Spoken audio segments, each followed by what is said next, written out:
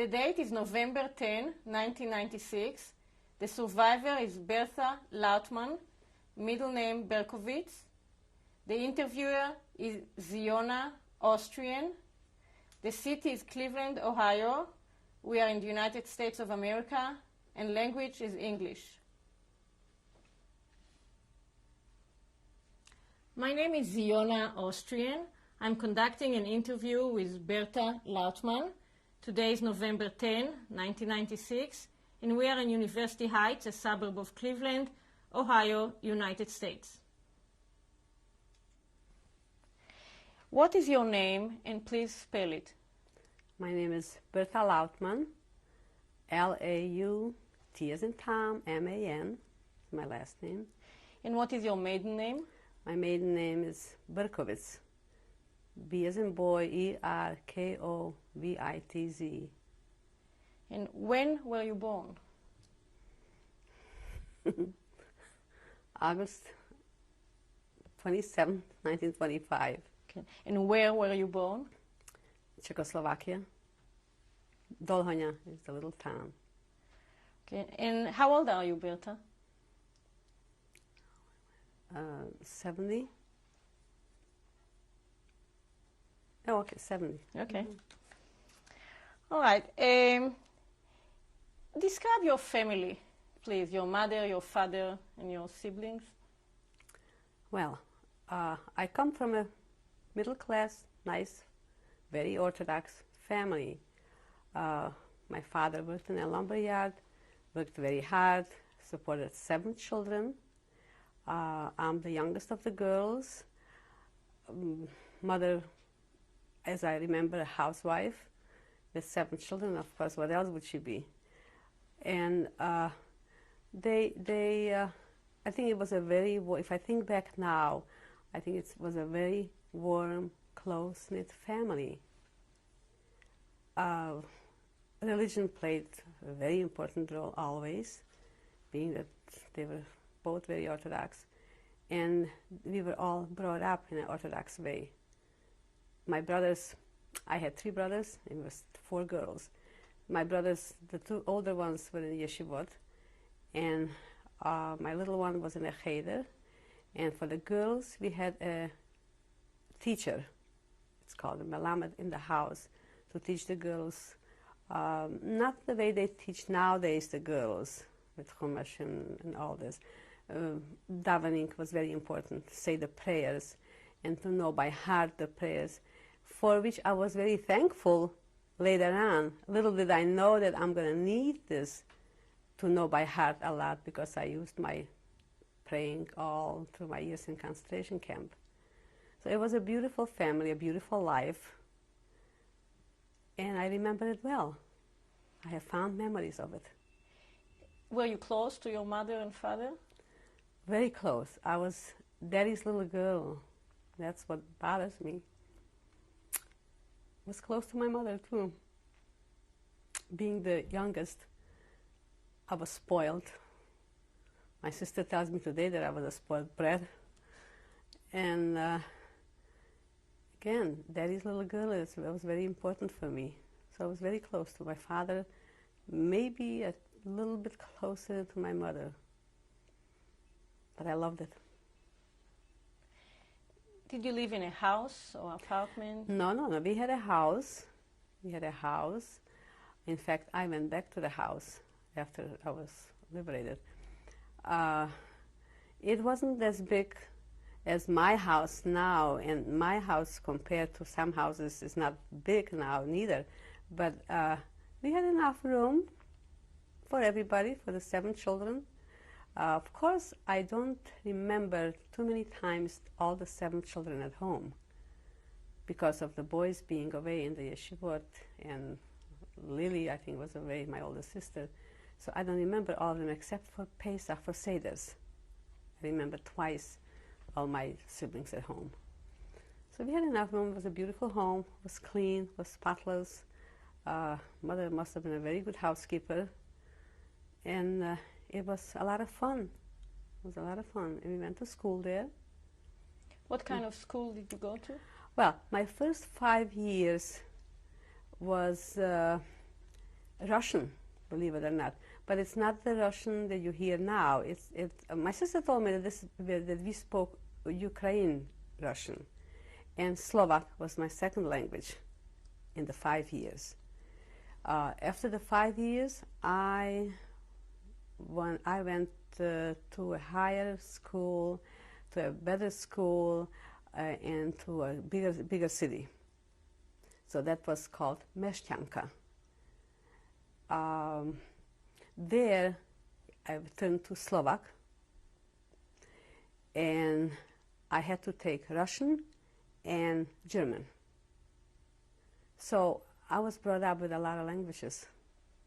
Right at home, I spoke Slovak, Yiddish, and Polish, because there were a lot of Polish working people at the lumberyard, and so we learned Polish just as I did Slovak or Yiddish.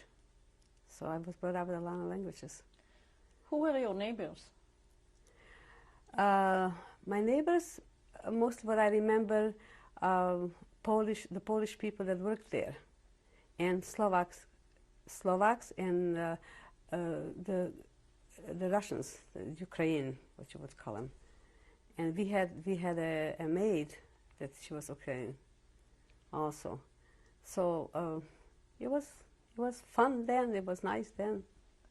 What did you do in your free time? Who did you play with? We played the siblings together and kids around there, the Polish kids. And what I remember most of the time is hopscotch. I remember it well. So that was, I guess that must have been the main occupation, the main, to play with. I'm sure we didn't have toys like children have nowadays, for sure not. And then there wasn't that much time left because of Hebrew learning. Did you feel any anti-Semitism when you were as a little kid? Not as a little kid. I'm talking about little, first grade, second grade. But then as the years went on, somehow we did hear it at home, the anti-Semitism, and we saw it on the streets and in school.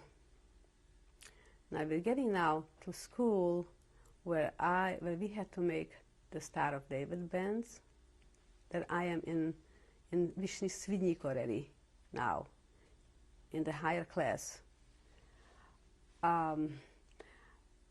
There was a lot of anti-Semitism there because, like for instance, we were not given tests, but we were given the worst grades automatically. In what grade were you then? What grade? Well, according back home, I think that must have been the 9th or 10th grade already. And did you stay in that city, or did you come home every day? No, I stayed there a whole week. There? Okay. I lived there, and we came home for Shabbat. And who were your friends there? Oh, school friends from Svidnik. I had a lot of good friends. And more girls came like from surrounding villages, from surrounding little towns, came to Svidnik to school. So we had a lot of friends. And they were Jewish, most of them? Jewish, yeah. Mm-hmm. Yeah, I had a lot of good friends. And school was the best year, what I remember, was my second year in Svidnik, and it was excellent. It was excellent, very good. Then the third year was bad already. That was when the Czechoslovakia fell apart, I think, already that year.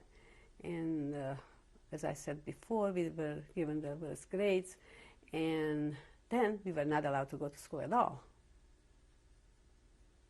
Did you go back home and stayed home at that time? We went back home and we stayed home, just around the house. Bertha, can you describe the temple or the synagogue, shul, that you and your family went to? Yeah, it was a shtibel. I don't know if you know what the shtibel is. It's a small house where from all the surrounding little towns, excuse me, the people got together, and that's where they had their prayers, and that's where they had for high holidays. And I remember the Chazan. So I always have him in my mind. He was great, but not a Chazan like you have in mind, a Chazan here. You know, it was different, but it was so nice. Like about Tefillah, they call it in Yiddish. I don't know what they call it in English, but it's definitely not an opera star. You know, but he davened very nice, and I have it in my mind. I hear it. I hear it. And I was always there with my mother. It's interesting. I was very good at Hebrew. I still am in Hebrew davening. Excuse me.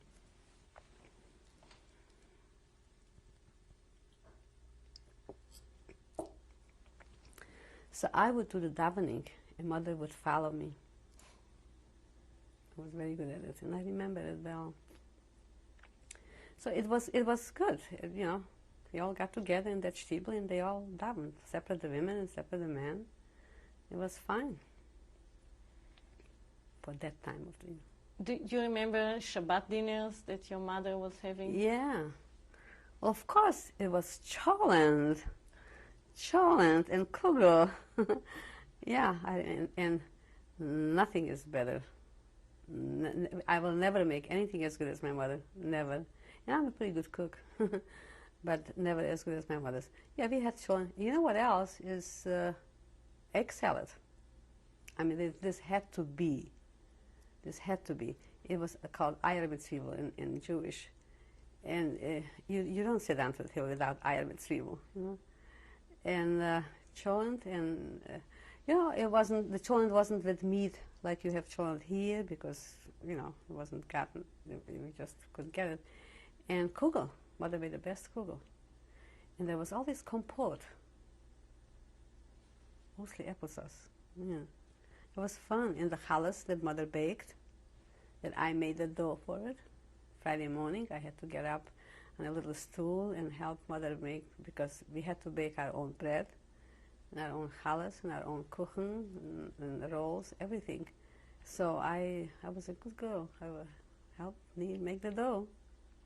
Did you have company or guests that came? Yeah. Usually? Yeah. Who were there? Well, from neighboring towns.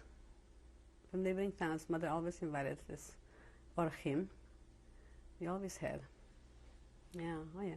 Did you have grandparents that lived around you? No, I don't remember grandparents at all. Never, no kind. In fact, I don't know anything about the family except for one uncle and aunt that lived in Slovakia. Luchumbachi and Suriname. Those are the only ones. Was there a Jewish community around you, or your neighborhood was more mixed? It was more mixed, and the closest Jewish community was in Kapishova. There was a little bit more, but then Svidnik was more of a Jewish community. They had more Jews.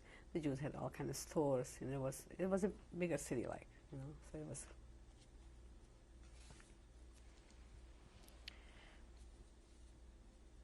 Let's talk about the beginning of the war.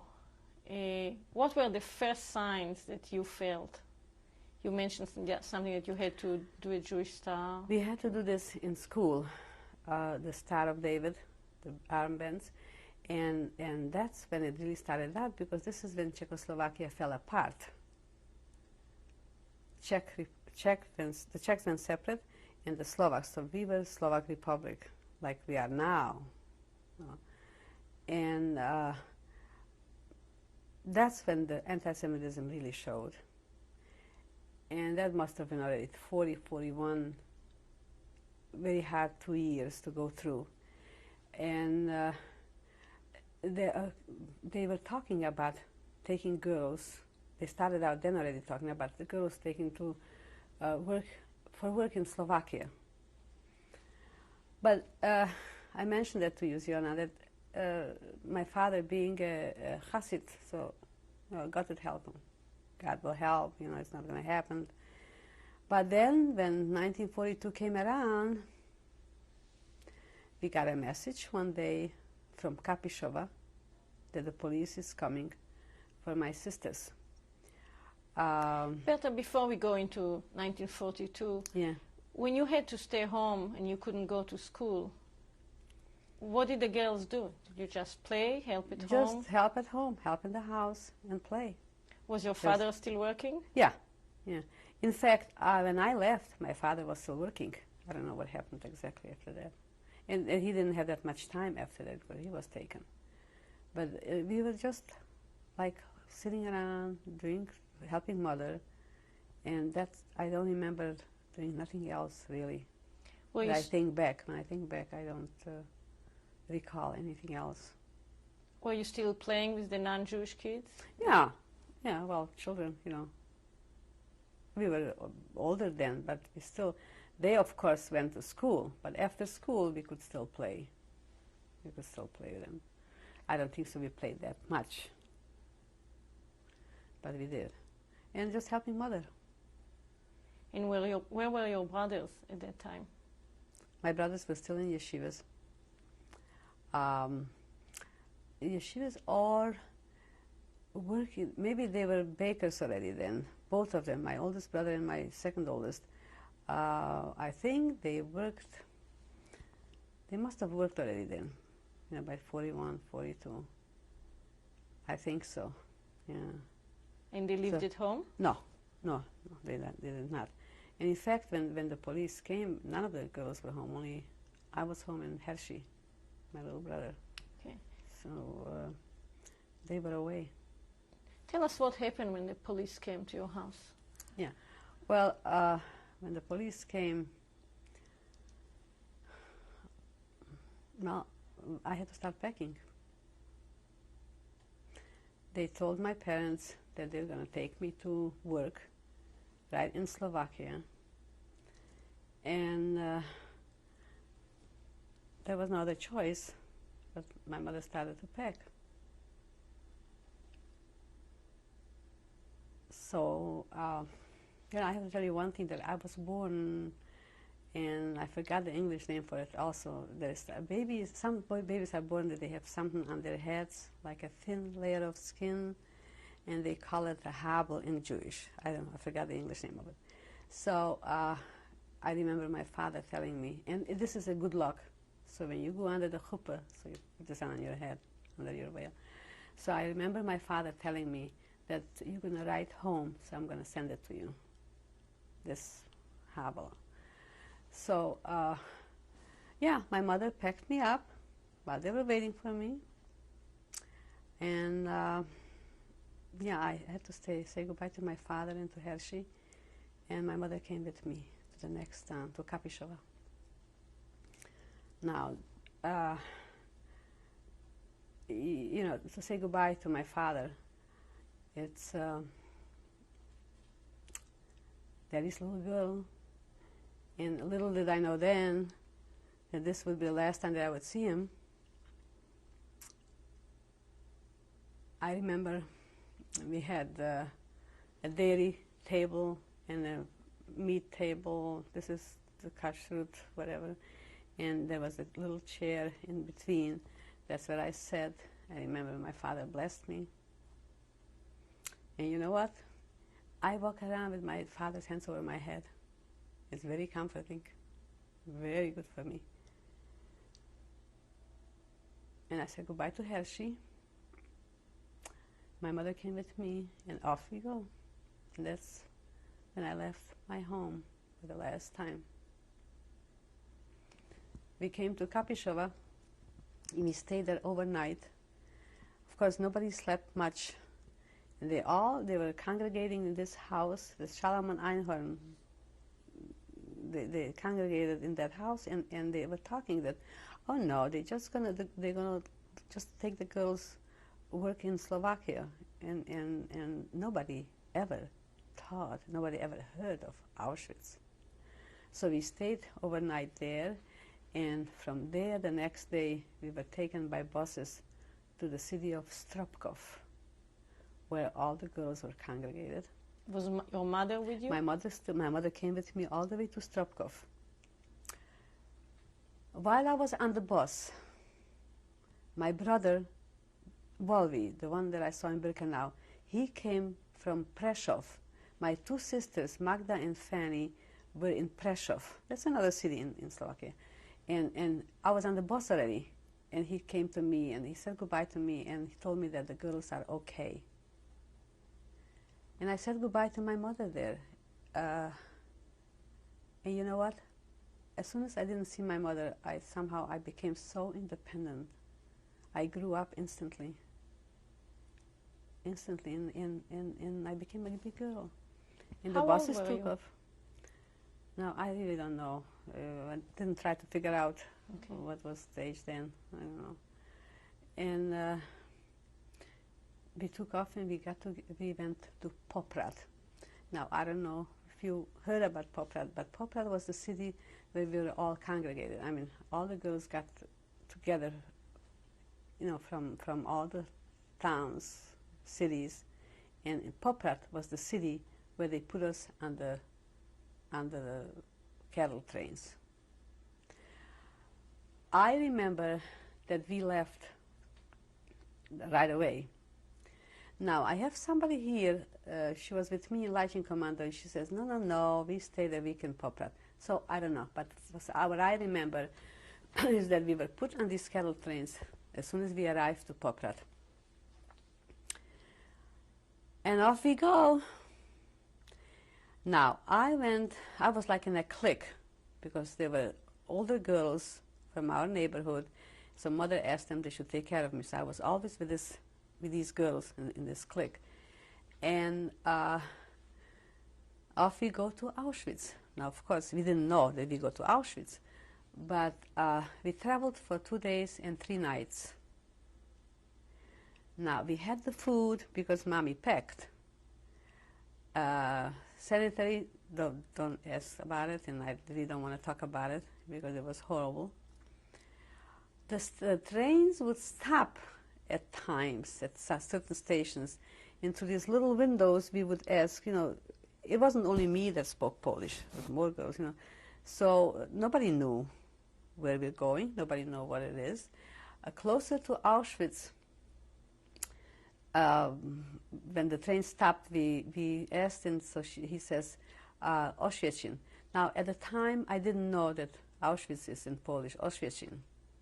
Well, sure enough, March 23rd, 1942, we arrived to Auschwitz. The doors opened up,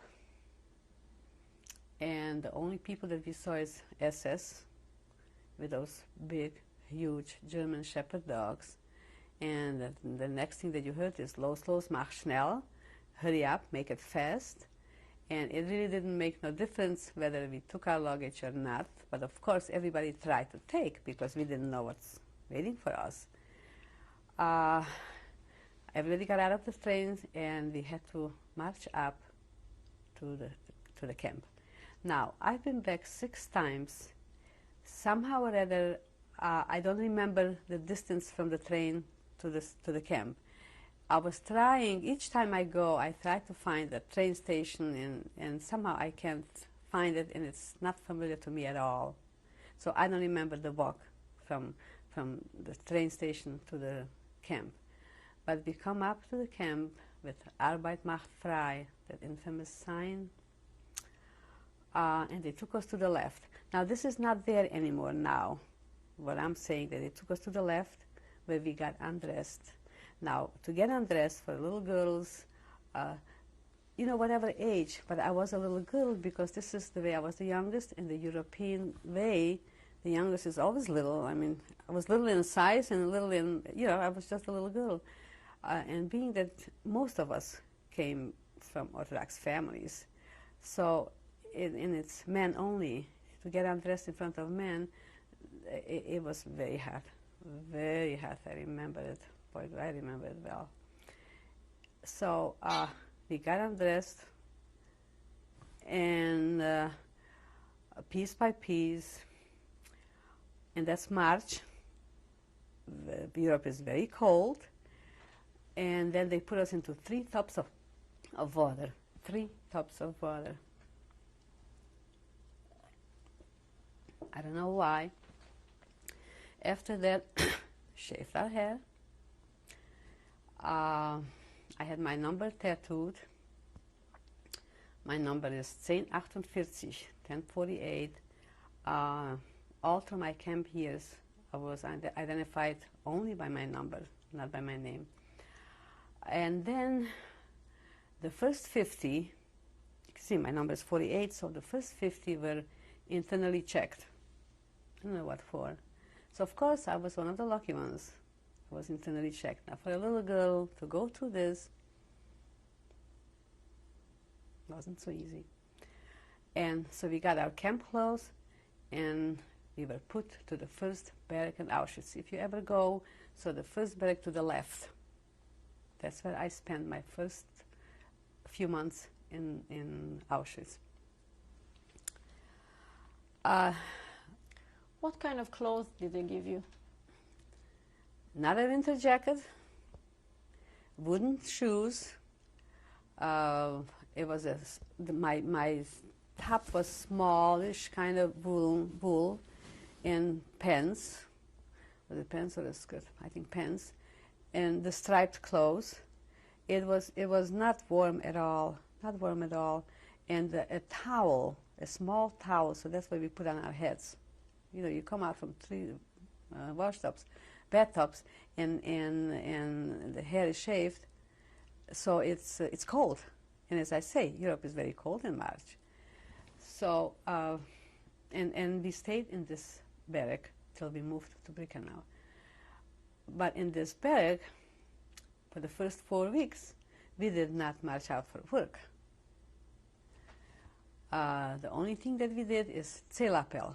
Roll call was for hours, morning and night, for hours, and we were counted constantly. I wouldn't know why, because nobody went anywhere. I mean, we were electrified wires all around us, and so nobody ran away, but we were counted in Zählappell for 2 hours. Now, to stand Zählappell for 2 hours, you can't relax, you can't, you just have to really stand. I went through that too. I'm here. So after the so the diet, the food.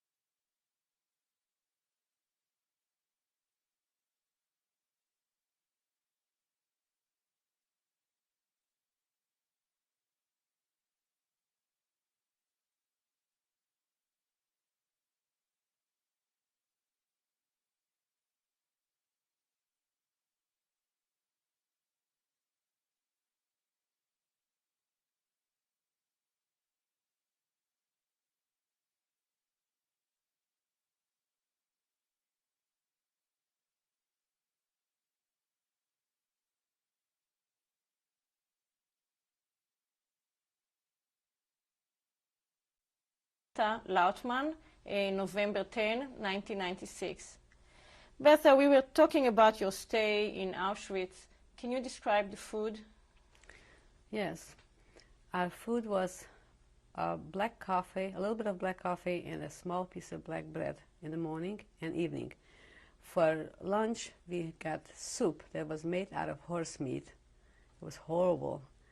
So me being from an Orthodox background and observing dietary laws, I made up my own dinim, my own laws. I didn't eat the soup. The first 4 weeks I didn't eat the soup. I only ate the bread and the coffee because of kashrut.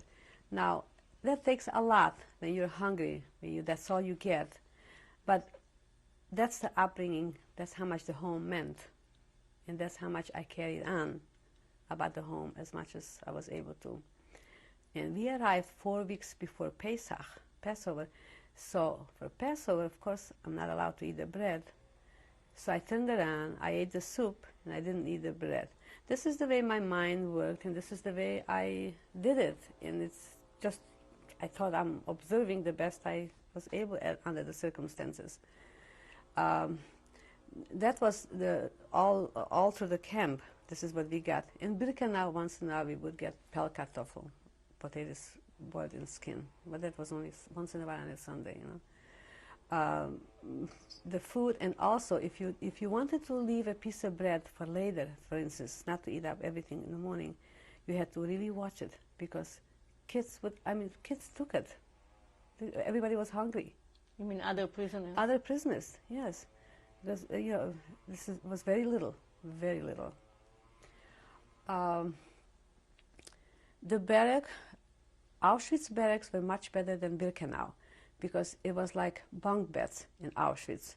It's not what you have in mind, bunk beds here, but they were bunk beds, and so it was much better. Also, the washrooms were much better in Auschwitz than in Birkenau. So we used to get together in the washrooms. We called it Zachodove Spravi, the news from the washrooms.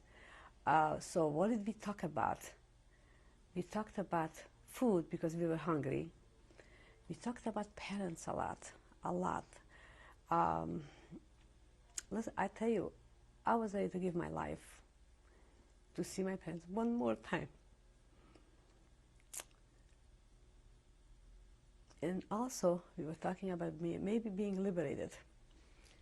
Maybe tomorrow, maybe after tomorrow. But tomorrow came much too late, because there was no such thing like seeing parents again. After the 4 weeks, we started to march out for work.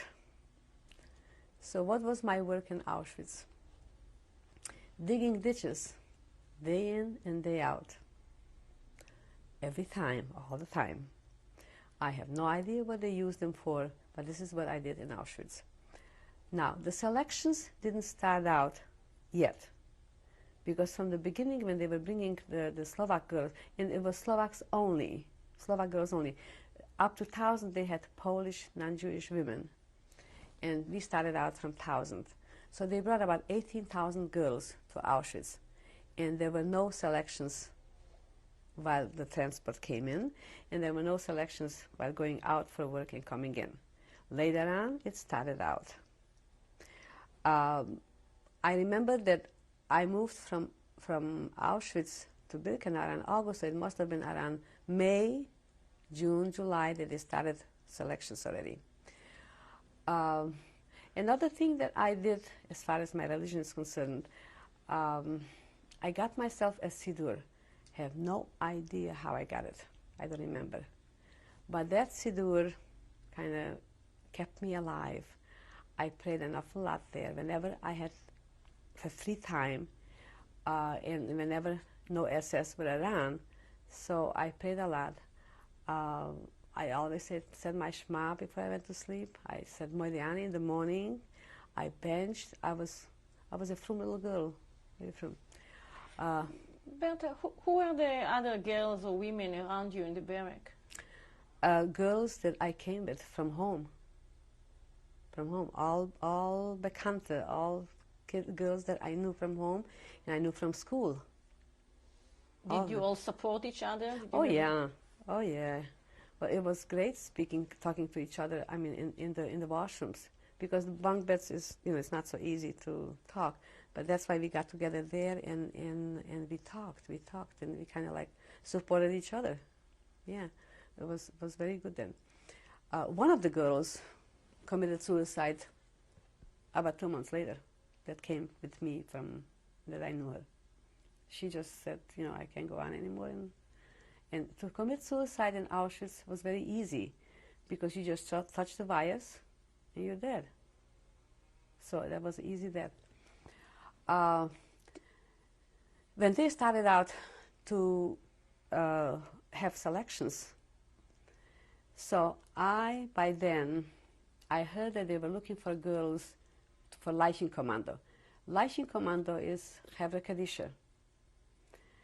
And I talked to the girls that came with me. The mother asked they should take care of me, that this is what I want to do, because anyway, fall was coming and winter, and I was very afraid of cold weather. So, and this would be inside, it would be much better for me. Of course, they didn't want me to do that, because tried to mention, you know, with dead people, I mean, how can you do this? But I guess I was so independent, I didn't listen to no one, and I was lucky enough to get that job. So I'm getting now to Leichenkommando. How did you get But the job? wait a minute, but Leichenkommando, no, pardon me. I jumped too fast because Leichenkommando was Birkenau. Leichenkommando was Birkenau. So yes, I'm still in Auschwitz.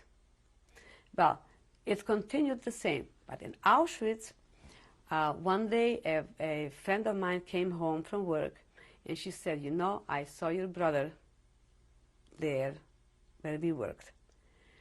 But I had to change commandos. So I changed.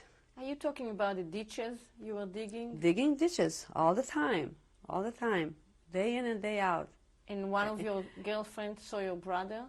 One of my girlfriends saw my brother, Volvi, and she came back to camp and she told me that I saw your brother, and if you could change or if you want to change, you could maybe be able to see him tomorrow.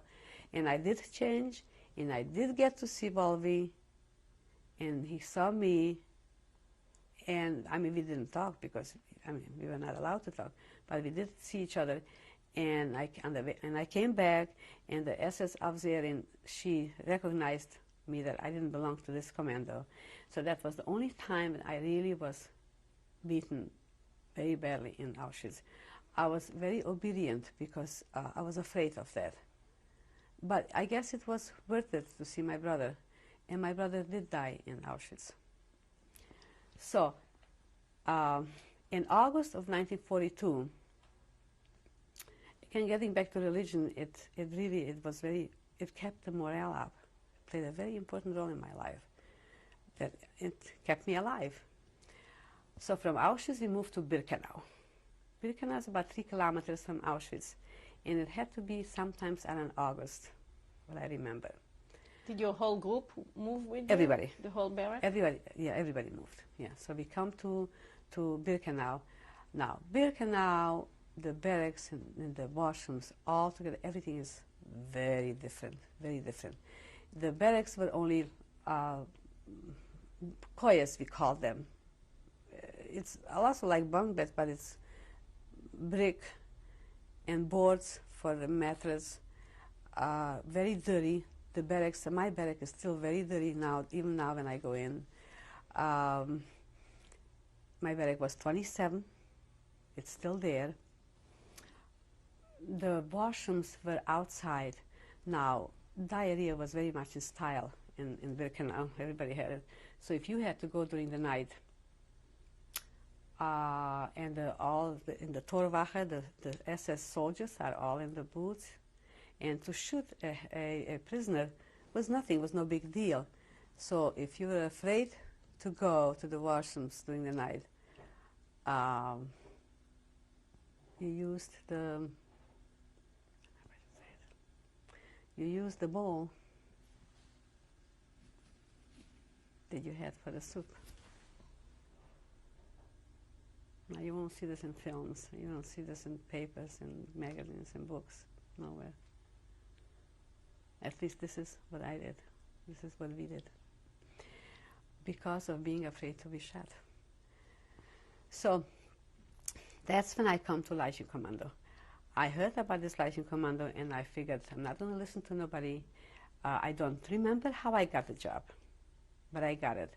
And I'll tell you why. I kind of think that this is how I survived Birkenau, because I didn't have to stand Zählappell, which is 2 hours. That's a lot. We got a double portion of food, and we had a very good SS doctor that once in a while he opened up the washrooms for us, so we were able to wash. And he also gave us gloves when we went to get the dead people. So this was Leichenkommando. Wherever a girl died, or if they brought in Polish women, they had something to do with politics, prostitution, or with Jews. So they brought them in, they gave them a shot, and we were the ones to carry them out in the Leichenhalle. Leichenhalle was a small booth behind the 25th barrack, and that's where we stuck them up. Just 2 bodies, one on top of the other. It didn't really matter. except when there was a friend. So we were kind of more careful and we asked for forgiveness. I took out babies. I took out women that were still breathing. We had their so-called Revere hospital that we threw down the body from the third bed, from the top bed, and she was still breathing. And it didn't mean a thing, not a thing. If I would have had what to eat, I could have eaten with my other hand, But that was still the best place to work, Leichenkommando. I was in it for 13 months. Now, Birkenau, the selections were big. So I didn't have to go through selections. And except when most of the time they made the biggest selections on Shabbat or on the high holidays. And Yom Kippur, 43 was, like they really cleaned out the camp. So we were, the Leichenkommando, all 20 girls, we were sitting with our capo, with Polak Nini, we were sitting in the Leichen booth and waiting for our turn. Well, when they came, the SS came with Dr. Mengele, so we said, the Polak Nini, the capo said that we belong to the hospital, so they didn't take us. So you see, it's, I suppose, whatever was meant for me, if you believe in it. The transports would come in day and night. The crematoriums were burning day and night. The camp was all lit up from the crematorium. And the most I remember is 44, the Hungarian Jews. And that's where I picked up my language, the Hungarian. They came one after the other. And as you know, the Germans are very precise people. Everything is very pünktlich, So they were so well organized, with the people bringing in, 1,000 people came in. An hour later, there was only the smoke. Dr. Mengele at the ramps, at the famous ramps, if you ever go, you see them. To the left, to the right, it took no time. It was very fast because it made no difference. It was the Jews. And the next transport would come in, one after the other. Of course, the Sonderkommando, when they told them that this is the Sonderkommando, were the people that worked in the crematoriums. I was Leichenkommando, but the Sonderkommando was different. They were at the ramps and at the crematorium. So a lot of times they tried, if they saw a young mother, to take away the baby, to save the mother. But they were not successful with that, because the mother wouldn't give up the baby. So they all marched up to Brzezinki, to the crematoriums. And it took no time. It went very fast. The sauna, supposedly that you're going to take a shower, so you get undressed, and they opened up the Cyclone B, and there it goes.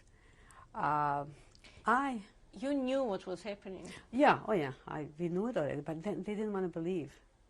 And it's interesting to know that the world didn't know.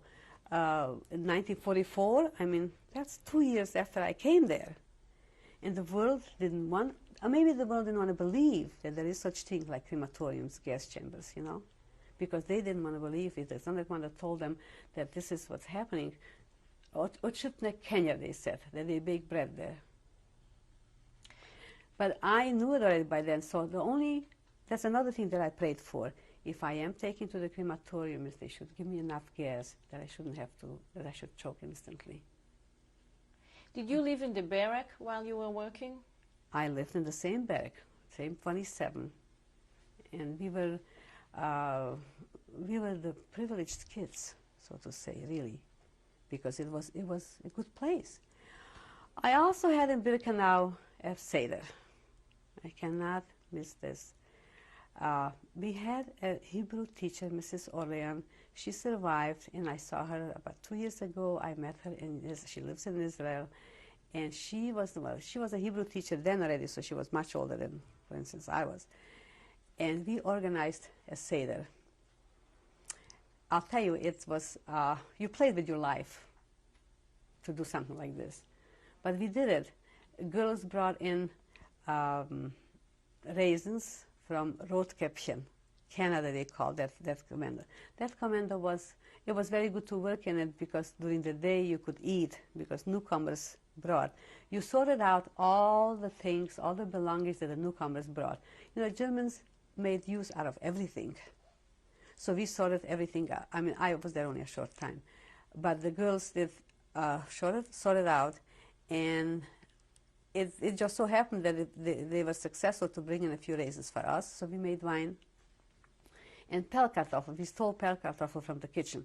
That's the potatoes boiled in the skin. They call them Pellkartoffel in German. And that was a big holiday. And we said our prayers, whatever by heart, whatever we had a siddur, and we had the Seder. And I talked to Mrs. Olen about it, and she remembers it well. Yeah. So, how did you know it was Passover? Well, there were Zwangsarbeiter, forced labor men, worked Polish, non-Jewish. They worked there. And so we would we would kind of talk to them and ask for dates and ask for days. And a lot of times over the wires, the men would come around. Well, the men always asked for food from us. The men were always more hungry, of course, than we were. And they said, it's Pesach. And Mrs. Orlean, she was very smart about it. So we knew that it's Pesach. We knew most of the time we knew when it's Yom Kippur or Tisha B'Av, and I fasted. What did I fast from? I fasted all the years, all the 3.5 years. But yeah, I fasted. And we were able to find out. We also heard when, like for instance, people came from Majdanek to Auschwitz. So we were able to hear about what's going on in Majdanek and who is in Majdanek. And that's how I happened to know that my parents in Hershey were in Majdanek.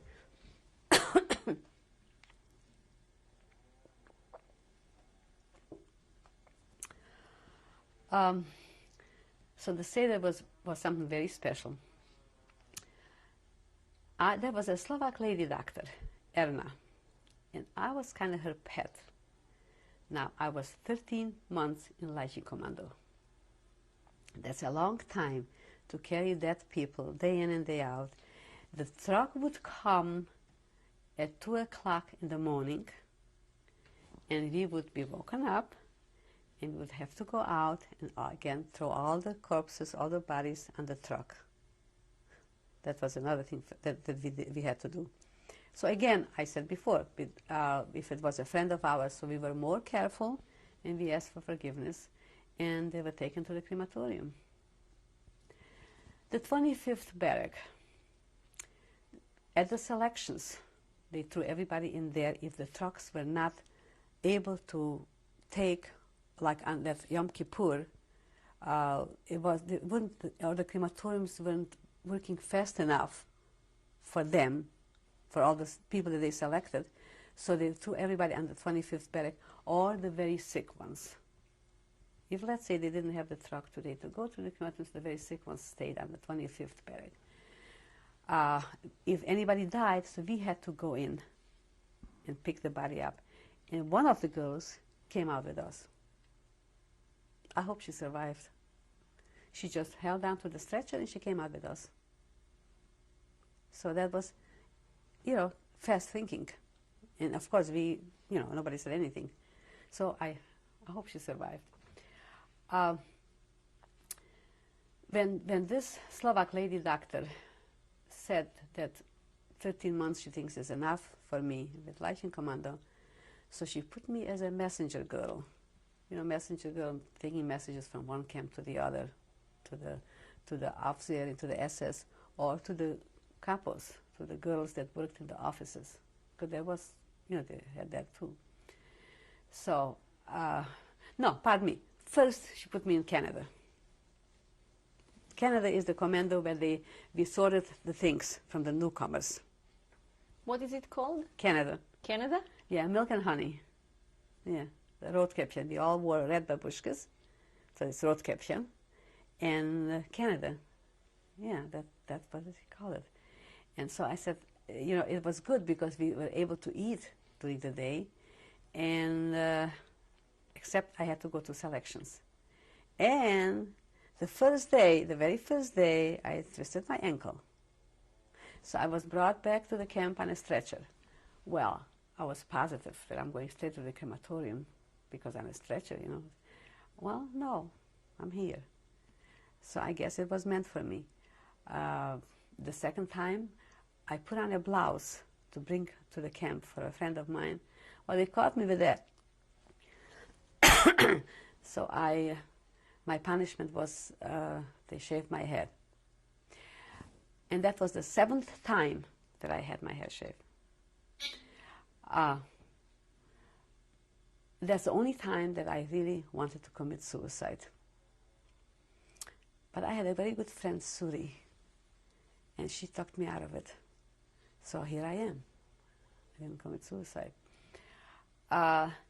So after that, I kind of talked to this Slovak lady doctor, and I said, I don't have luck there, so she put me as, that's when I became a messenger girl. That was 44 already. You know. And the shooting was very close. The transports came in one after the other because they wanted to get in as many people as they were able. And also because of the war coming so close to the end, because Auschwitz was liberated in January 45, you know, so they wanted to send Auschwitz-Birkenau away from being liberated. So of course I was on a transport. Again, I was very lucky. Can you tell us a little bit more about what you did as a messenger girl? Oh, well, the messenger girl is the messages to the officers, to the capos, to the SS, from one camp to the other. You know, the camps were quite close. So I always got the message, and I was there.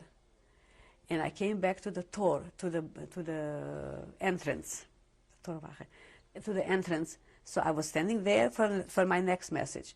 Also, when the food came in, when the kibbles, the garbage containers, but they call them kibbles, came with the food for lunchtime, I was there, helping out with that. That's about all. That was my messenger's job. And I got a little bit more food. A little bit more food.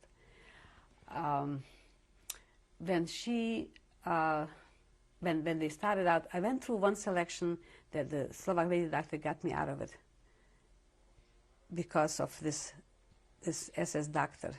He was in love with her, believe it or not. So whatever she said, you know, like he did. And so she got me out of it, out of this one selection. So I was very lucky. I was very lucky with all this. And then they started out to send, as I said, they wanted to evacuate Auschwitz and Birkenau because of the war coming so close to the end. So I was sent away. I left Birkenau October 31st, 1944. But I was lucky again because I did not go on a hunger march. I'm sure you know about that. I went by train. So where do I get? To Bergen-Belsen. Bergen-Belsen was the worst because we didn't have the car anymore. The strength was gone. The food was horrible. There was no work. You just lay around and vegetate. We're doing nothing. It was horrible. Bergen-Belsen was horrible. So, but transports would come into Bergen-Belsen also. So here comes a friend of mine and tells me, now, wait a minute, your sister came to Auschwitz, to Birkenau. So what do I do about that? And I saw that transports came in every day to Bergen-Belsen, so I was hoping that my sister will come in. Now, my sister lived on non-Jewish papers, on false papers in Slovakia, in Bratislava. So she was not used to being hungry like I was. So what do I do about that? So again, they had so-called hospital there, you know, Revere. And the patients didn't eat whatever the food they got, they didn't eat anyway. So I figured, okay, I'm going to get somehow or other, I'll get to that hospital. And I did. And if my sister does come to Bergen-Belsen, so I'm going to have food for her. Well, my sister didn't get to Bergen-Belsen, but she survived. So I always say this in a hurry, she survived. And I worked in this hospital, and I was very good with these people. Never, they died. There were piles and piles and piles of dead bodies in Bergen-Belsen because it was like to the end, and nobody had the strength anymore. So again, I say the same thing. If you believe in it, it was meant for me to survive. Well, the shooting is very close. The SS wore white armbands. white flags over the houses. Now, I had no idea what that meant. No idea. You know, they gave brome in our food, some kind of medication, some kind of powder that we should forget. And I really had no idea what it meant. But come April 15th, 1945, over the loudspeaker, wir sind schon da, wir sind euch befreien gekommen. We're here, we came to liberate you. Now, what does this all mean? To be free. You have to think about it. I had to think at least, because I didn't realize what it really means to liberate me, that I'm free. I had no idea. So again, with we had friends there too. We got together there too. And we talked about it. And so I guess we're free. We're free to go. So by 7 o'clock, the camp was full with food. It was canned food, but it served the purpose. Now, I didn't eat much.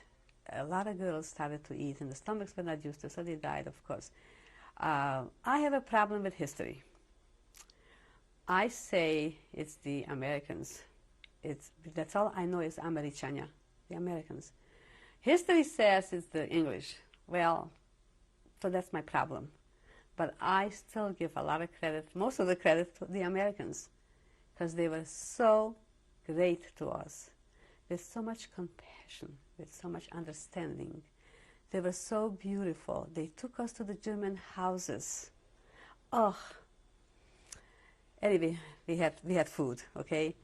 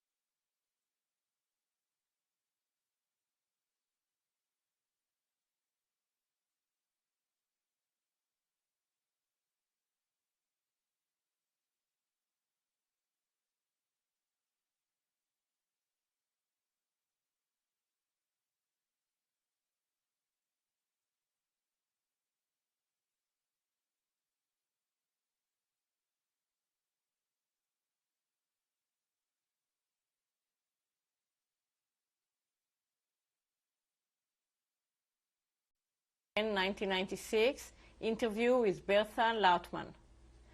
Bertha, before we talk about liberation, I'd like you to go back and tell us about the problem of lice in Birkenau.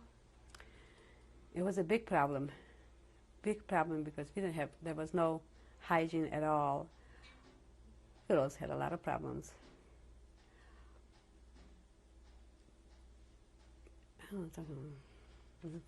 Okay, you know what we used to do? From taking off clothes from dead people.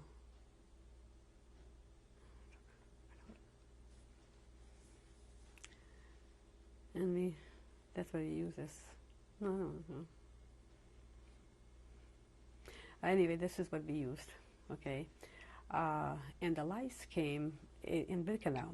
We didn't have in Auschwitz, but in Birkenau, like full of lice everywhere. You put your hands in and you take out a whole bunch of lice. I don't remember how we got rid of it, because I remember we did get rid of it, because I know one of my girlfriends, everybody was clean already and she was still with lice. So I don't remember how it was. I also would want you to go back with me to the koyas. I didn't talk about my koya, my bed in Birkenau, my barrack 27 in the middle. We were 6 girls in one koya. I guess we had 2 blankets. There was no pillows, of course, because our soup bowl was the pillow. You had to watch that too. And so if one turned, all had to turn. But I guess by the time we went to bed, I guess we were tired, so we just slept, because Selappel was early in the morning before Leichenkommando. And I was in that barrack all through Birkenau. I didn't move at all. So, and I still go there today. I went back the 6 times. I always go to my barrack, 27, and I see my bed where I spent my few years, my young years. Who were the other women that you shared your bed with? Well, Suri was one of them. Zilka Grossman. Suri died of cancer in Israel. Zilka died of cancer in Israel. Reizala was a Polish girl. She was also in Legion Commando. I don't know if she survived, because I don't know where she went from Birkenau. And Chayala was selected to the selected because she was so sick, like Bessie Steiner, you know. And I went to school with Chaya and with Bessie, except 1 year older. So she was with me on the Koya too. We were 6 girls. If I could tell you, I mean, if you would see my film, you would see that it's not big. And we were just crammed together. And then somehow or other, as I say, the lice went away. I don't remember how we got rid of the lice. I really don't remember. But we got rid of it. Getting back to the liberation is, it was beautiful. It was wonderful. And the next day, I was traveling around with the Lagerführer, the commander of the camp, in a jeep, of course, with the Americans. And I was showing around where the piles and piles of the dead people are. But I was the free person now, and Kramer was the Häftling. He was the prisoner. It did me so much good. I had such nekuma. It was just wonderful. And the Americans, again and again, they were beautiful to us, very beautiful. We were allowed to go to the German houses and take whatever we wanted. We only showed our numbers on our arms, and they stepped aside, and we took whatever we wanted. Well, what does Bertha Lautman take? Jelly. To this day, give me a piece of bread and a challah and jelly, I'm fine. I'm happy. I still love it. And another thing that I took is a damask tablecloth. Now, what did I need a tablecloth for? I didn't exactly entertain, but I took a tablecloth. Believe it or not, I have that tablecloth. Once a year I wash it. It's in my linen closet. Once a year I wash it and starch it and iron it. It's up there. It's in the linen closet. I don't know how my mind worked, but that's the way it was. We could grab chickens from the outside and kill them. I didn't do that. But we were allowed to do whatever we wanted. The Americans allowed us. And where did you stay? Did you live still in the barracks? Well, Bergen-Belsen, we were still in the barracks. But from Bergen-Belsen, they moved us to Bergen. And it was not barracks, it was like for soldiers. It was much better. And from Bergen, they took us to Celle. Why? Because, well, they were trying to send us back home, whatever home we called, you know. But we had an option. We could have gone to Sweden for rehabilitation or go back home to our country where we came from. Well, but by then, in Bergen, an American chaplain had a very great idea. He brought all the names, that just so happened, from my sister's camp, and came to my camp, to Bergen, and called for a meeting in the school auditorium. I mean, this was in the city already. This was not with electric wires or anything, you know. So, of course, everybody went. And he reads the names, and one of the names is my sister's name.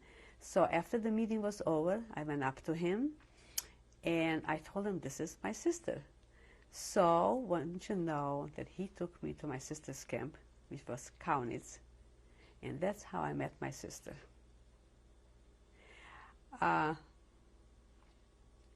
It was happy and it was sad.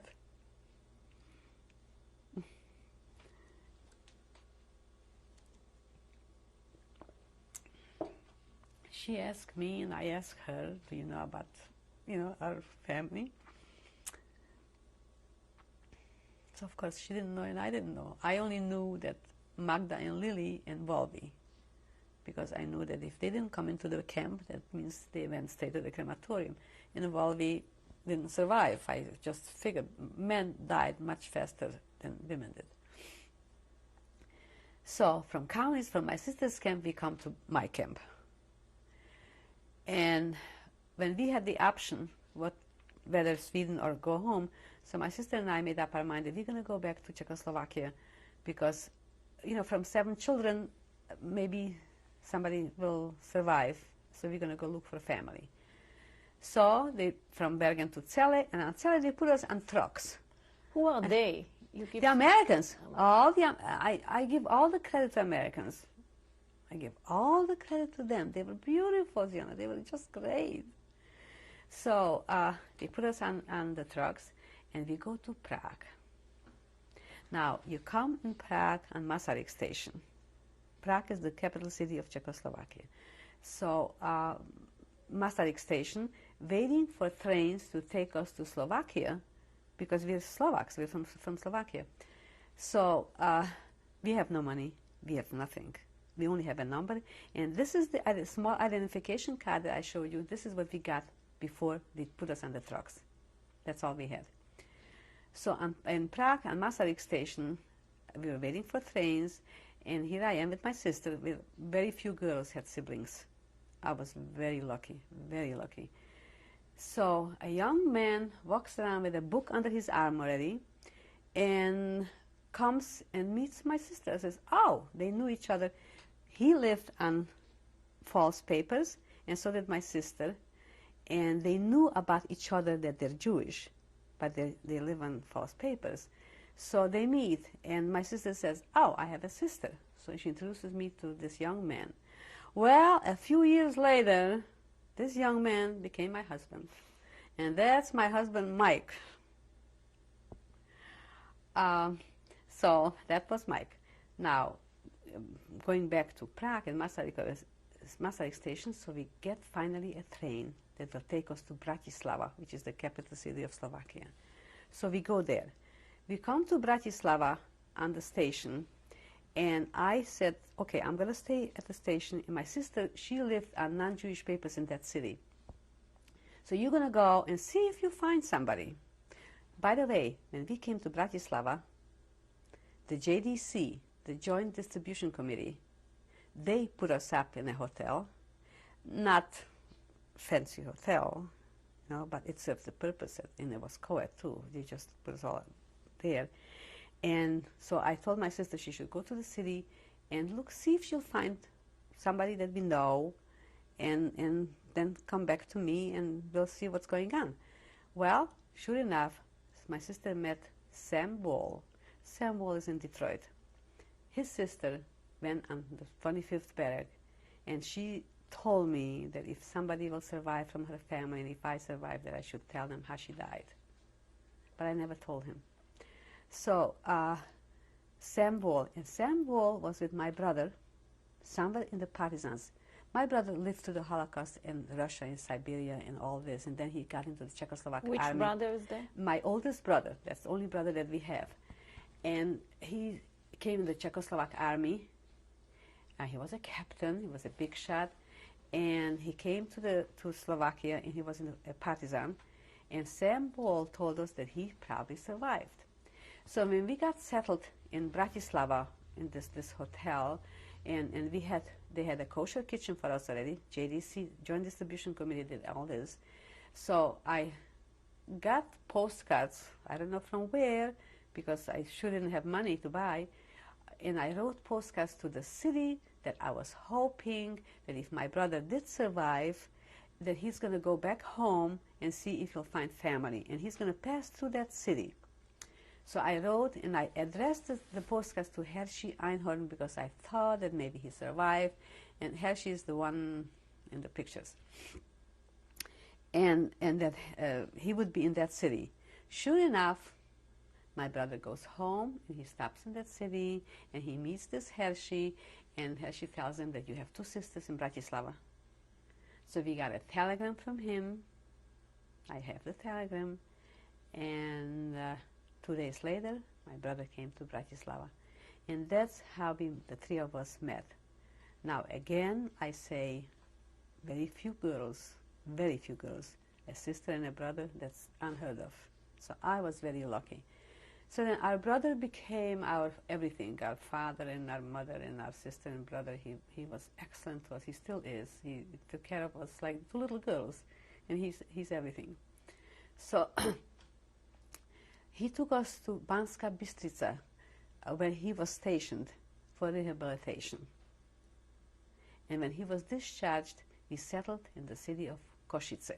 This is where we lived after we came home, after we settled down. So my brother got married, my sister got married, and here I am with Mike. Well, I guess we'll get married too, you know.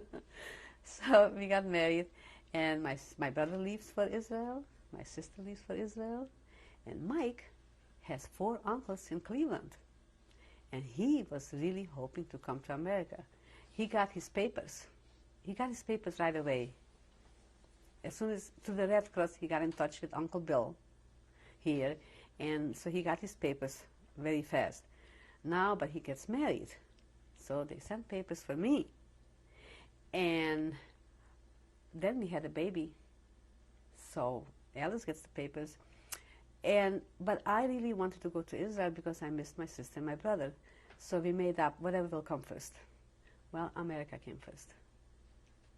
So that's how I ended up in Cleveland, Ohio, with my husband and baby, and with most beautiful Moskowitz and Tesla family.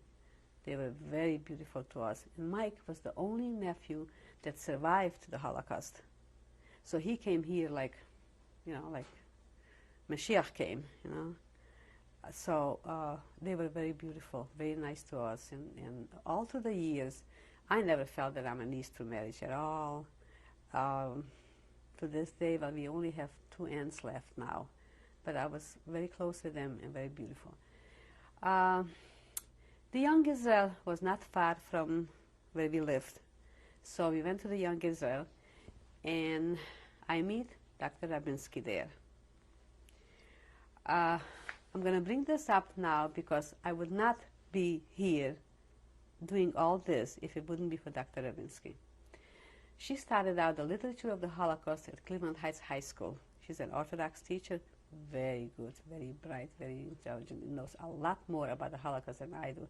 Because what did I know about the history of the Holocaust? I'm learning now because I only knew Auschwitz, Birkenau, and Bergen-Belsen, and Leichenkommando, and all this, you know. So she has this idea to take students back to the concentration camps. And she wants a survivor to go along, and she wants me to go along. Now, when I was liberated in Bergen-Belsen, there's another thing, besides the Dana's tablecloth, there's another thing that I had in mind, that whenever time, of course, health, and money will allow me, I want to go back to Auschwitz as a free person. Nothing else, because I remember plenty about Auschwitz. And when she came with this proposition, I said, of course, Auschwitz. So I said, oh, yeah, sure.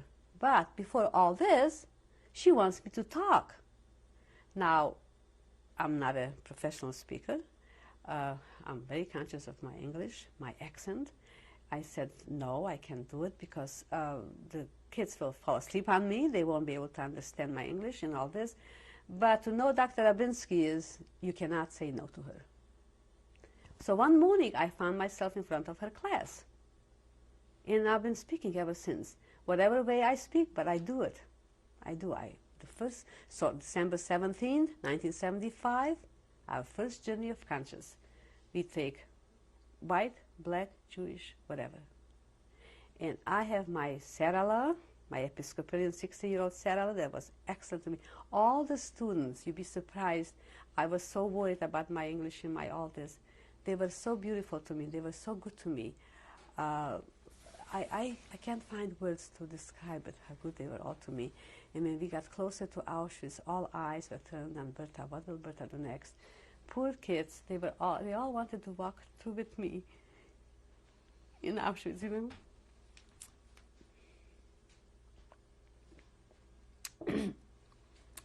But I just wanted to go by myself and think of all the kids, of all the girls and all the family that I lost there. So I walked through, but they were so beautiful.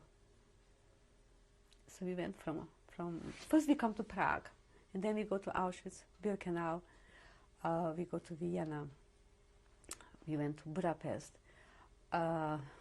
we go to, well, first, then we go to Israel, but from Israel we go to Holland, and in Holland we have our banquet. And with all those students, my dream came true because I wanted to go to Auschwitz. And hopefully, you know, I'm still in touch with them. That's 75. Hopefully they learned a lot, and I'm sure they did, because Kenny Myers, for instance, was very active in the Holocaust, and he still is. He wrote a lot, he became a writer. He's a lawyer now. On the way home, she has this idea that we're going to go again. And I said, okay, we'll go again. Come 79, in the meantime, after the first journey, Dr. Rabinsky and Mrs. Mann, the two teachers that came along, they wrote a book. That's from the first journey. And we traveled all over the United States and Canada. And, you know, I worked full time, so wherever leaders saw that I am important as a survivor, so I got time off from work, and I traveled with them. And I spoke everywhere the way, you know, whatever way I speak. And we came to Chicago, to Evanston, Illinois, that they told us that it's a very bad class. And once I came up, you could hear a pin drop. It was excellent, very good. So I have very good experience from all this. 79, well, I asked permission to take along my little one. My little one. Your own child? My own child, my little one. And that's Jeffrey.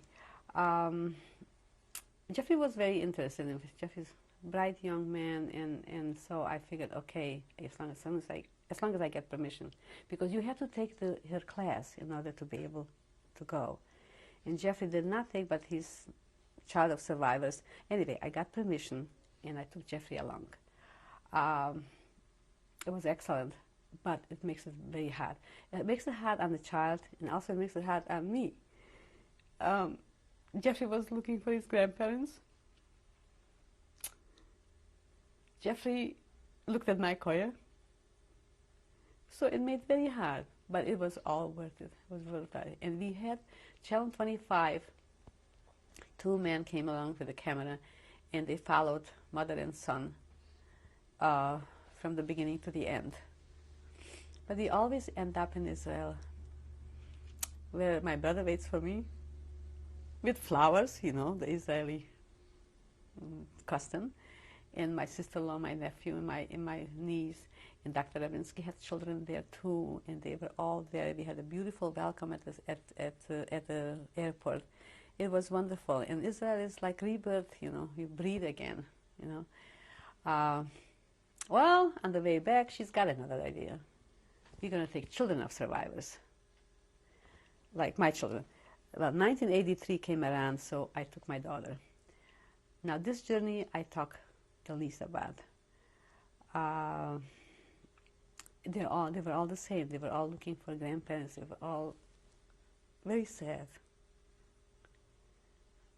So they really didn't turn to me as much, because they were looking for their grandparents and families. So, but I did take Alice along. And I have to go one more time with my third child. I have another son, Donnie, that I'm planning, and I'm still hoping, whenever he'll give me the time, that I'll take him to Auschwitz. For all this, I am thankful and grateful for America and Dr. Rabinsky, because where else would I have that chance to go back 3 times? And to go with the students is the best. The best. They're beautiful.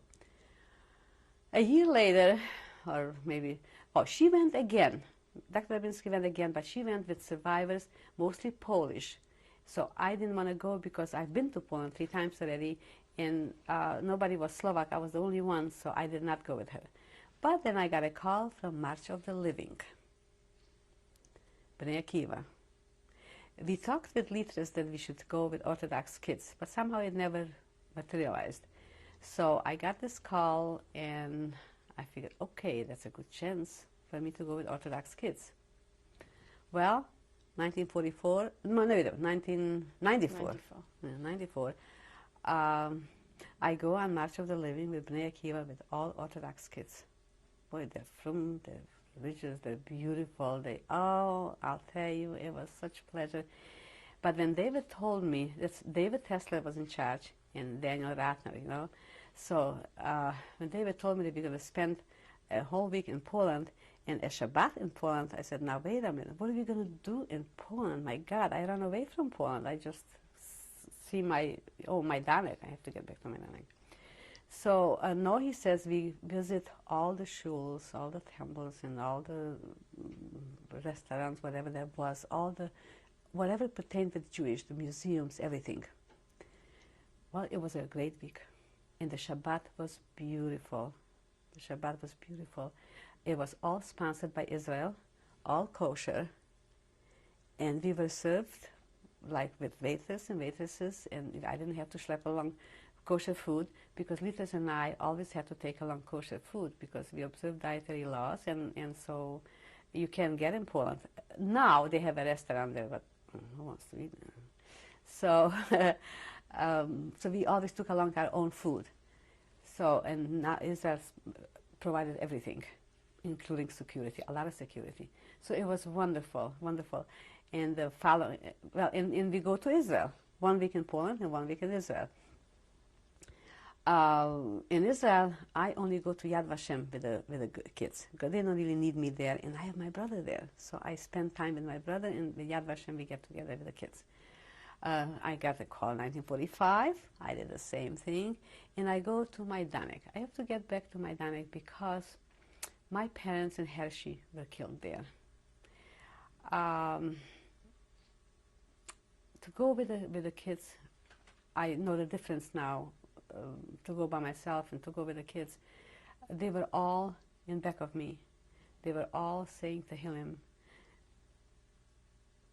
They said, you know, I say my Kaddish. I picked the room where they have the bones preserved because you never know, it might be my parents. So this is where we get together. I say my Kaddish. And they say, Kelmu Rachman. They cry with me. They walk with me from barrack to barrack. It makes it much easier. So I did the same thing in 1945. I have learned a lot about Polish Jewry, a lot. 1996 came and I do the same thing. I go again with March of the Living, with Bnei Akiva. But I had to come home. You know, God has had different plans for me. We got back to the hotel in this hick town of Poland, and it was around 12 o'clock midnight, and I have a message at the reception desk that I should come home. Mike is going to have open heart surgery. Mike being my husband. So, Jeffrey put me all over in the computer, and I had everything prepared. I took a taxi at 7 o'clock in the morning, and I went. My Danek was only an hour away from this hick town where we were. And so I went by myself. But you know, I didn't stay long there. I was afraid. I just didn't have the kids with me. I did say my Kaddish, and I left for Warsaw. I left for Warsaw, and I left Warsaw 1 o'clock in the afternoon. By 12 o'clock midnight, I was in the hospital in Cleveland, Ohio.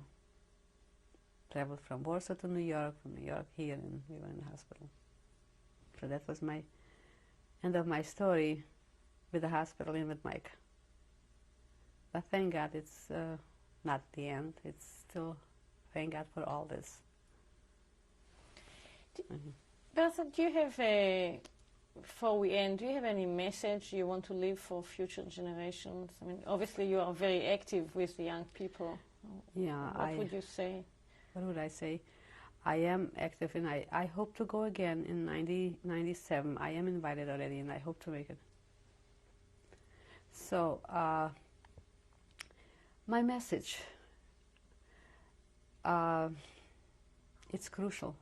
It's very important to have classes like Dr. Rabinski had. It's very important to take kids back to camps with a survivor. And by the way, I'm a very good survivor to take because I was the very first one in Auschwitz, very first, and I went through it all. To teach them, they should learn all about Holocaust. The Holocaust is not a hoax, like some books write. Some people write the books that it's a hoax. It is not. They should study and learn as much as possible and carry on. After all, survivors are not going to be here forever. After I'm gone, it's going to be all forgotten. I won't tell the story again. So this is my message to the young people, to carry on, study, and learn as much as you can, and be active in organizations. Like Cleveland has a very good organization, Kol Yisrael. Be active in it, and play a very important role in anything you can, because it is very important to have it forever. Okay, thank you. Thank you.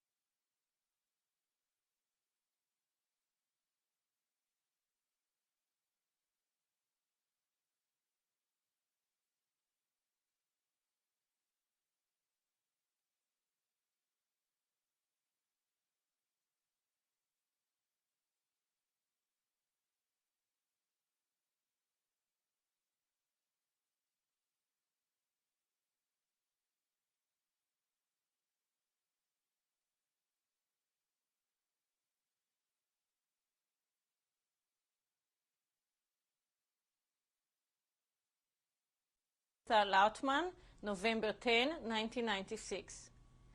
Bertha, please describe the picture and when it was taken. This is my mother in this picture, and my parents were very religious, so they did not take pictures. So I think that this should be by 1940 or 1941, because by then everybody had to have pictures for identification cards. So they had to have pictures taken. So this must be 1940 or 41. And this is my mother. And how did you get the pictures? Oh, the pictures we got, my mother, well, to tell you a little bit in details, when I came back after we were liberated, I went back home. So one of the guys there told me that, well, he called my mother crazy, but I'm sure she was not crazy. She probably had a nervous breakdown, because from all 7 children, she was left with 1. So probably that what happened. But she was healthy. I mean, she was conscious enough of putting pictures together and give it to this guy and tell him that if any of my children survive, if they come back home, please give them these pictures. That's how we happen to have pictures from our family. My mother left them for us.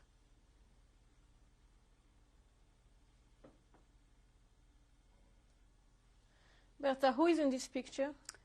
Well, in this picture is my father. As you could see, he has a red beard, blue eyes. He was not a tall man, but he was good looking.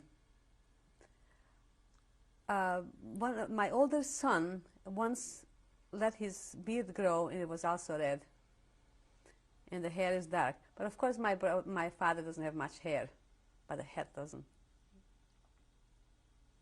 The head covers up the head. That's my father, the last time. And again, it had to be probably the same time, 1940 and 1941, because of identification cards.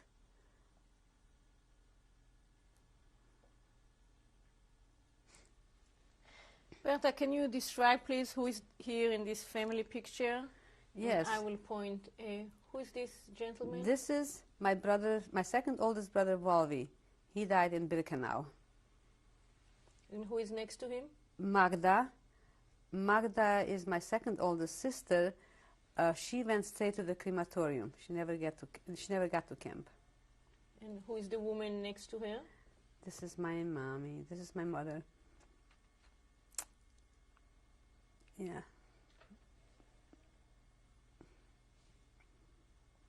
Yeah, this is my mother, and we probably took all these pictures at the same time. And as long as they were taking pictures, they gave the okay, and they had to give the okay to take pictures. So we had a family picture taken, and that's how I happened to have the whole family, a family picture. Was that in your hometown? That was in my hometown, in Vyšná Pisana, where we come from, in Czechoslovakia. Okay. Who is the woman here in the middle? That's Lily. That's my oldest sister. She was beautiful. She was beautiful. She was married, and I was told that she came to Auschwitz, to Birkenau, pregnant. And she also went straight to crematorium. She never got to camp. Who is this man? This is my father. This is my father. Oh. Good-looking guy with a red beard. Who is the girl next to him? Oh, this is my sister Fanny. That's the one that I have now. She lives right here in Cleveland with us. And she tells me that I was a spoiled brat. Yeah, that's my sister Fanny. Who is the young man next to her? Oh, this is our oldest brother, Emil Shmuel. He's good. Oh, he was so good after we got together. He's everything to us, and he still is. Even now when the three of us get together, I become the baby automatically, and I become spoiled automatically. I am very spoiled from him. He always calls me Betushka, Betushka. Yeah, that's my brother. And who is this young boy here? This is Hershey. As you could see the way we are seated, we are like twins. I'm the youngest of the girls, and he's the youngest of all the children. And Hershey, blonde, blue-eyed, good-looking little boy. I guess my playmate, my everything. We did a lot of things together. He was in Cheder at the time of when the Holocaust started out. And he left for Majdanek with my parents together. And he died in Majdanek December 1st, 1942. I found that out in the archives of Majdanek. They have his death certificate there. They do not have my parents' death certificates there because they said that the Russians took all the papers, everything they took there. The Majdanek archives got only part of it. So I found Hershey's, but I didn't find my parents. Okay. And Bertha, this is you in the middle next to Hershey? This is me. Yeah, this is me, a little girl. Yeah, I think I was prettier than on the picture. But that's me. All the 7 children. What is this picture about? What do the people do there? Well, I don't know if you know about it, but in Europe, when Pesach came around, you weren't able just to go to the store and buy matzahs. So we had to bake our own matzahs. So a few families got together. It was in our house, and I remember this, and baked matzahs for Pesach. Now, a matzah has to be baked in 18 minutes, not longer. And there is somebody with water, somebody with the flour, and then you roll out fast, and all these things that you have to do on a matzah, it goes very fast. I would pour water for my brother. Now, I'm going to start to tell you that this is...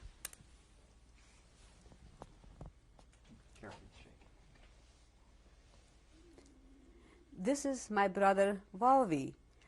He's the one that died in Birkenau, and he's the one that used to make the dough for the matzahs.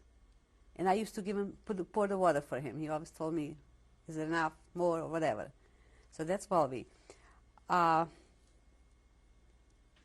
This is my brother Hershey, the one that died in Maidan, my youngest.